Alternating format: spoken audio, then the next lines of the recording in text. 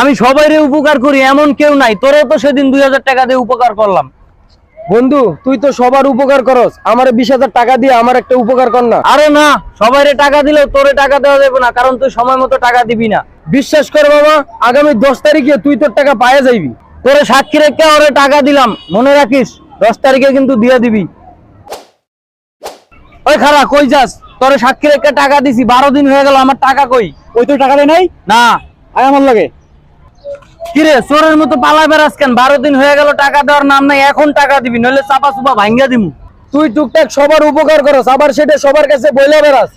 আমি কিন্তু তোর টাকা তোরে দিয়ে দিলাম, কিন্তু তুই যে সবার সামনে আমারে অপমান করলি, আমার সম্মান কি তুই ফিরাই দিতে পারবি? পারবি না। আর তুই যেটা করস সেটাকে উপকার বলে না, তাই বলি কি, কারো উপকার করতে না পারলে দয়া করে কারো ক্ষতি করিস না। আমরা মানুষের উপকার করি ঠিকই, কিন্তু উপকার করতে গিয়ে অনেকের ক্ষতি করে ফেলি।